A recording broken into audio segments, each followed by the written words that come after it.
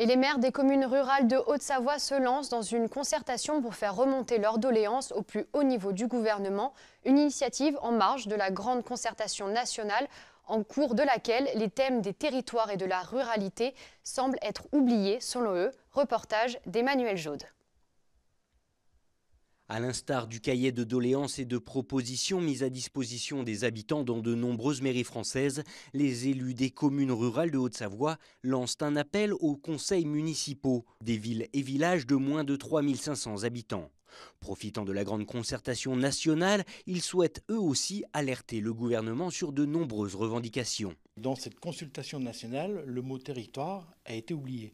Donc pour nous, les communes rurales, on est très attachés à notre territoire et on va faire en sorte de remonter les doléances ou les propositions des maires adjoints et des conseillers municipaux, de manière à ce qu'on soit le relais pour les transmettre à Paris. Désertification médicale, couverture réseau, raréfaction des services publics, autant de points sur lesquels de nombreux élus ne se sentent pas encore entendus, mais qui toucheront bel et bien les habitants des zones rurales, même s'il ne s'agit pas là encore de revendications prioritaires. En tant qu'élu, on voit et on remarque certaines choses que les citoyens ne perçoivent pas forcément, mais petit à petit, ils les percevront dans leur vie quotidienne.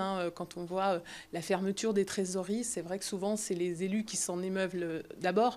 Et puis après, les citoyens, quand ils voient qu'ils doivent faire plusieurs dizaines de kilomètres supplémentaires pour aller régler un problème d'ordre fiscal, et bien là, ils se rendent compte que oui, effectivement, les contestations des élus ont leur réalité. Et voilà, souvent, ils s'en rendent compte après coup, mais bien sûr, il y a énormément de problématiques sur lesquelles on se rejoint et elles sont toutes identiques. L'association des maires ruraux de Haute-Savoie se laisse donc quelques semaines pour synthétiser et remonter toutes les propositions de leurs adhérents et ainsi proposer des solutions au gouvernement avant la fin du premier trimestre 2019.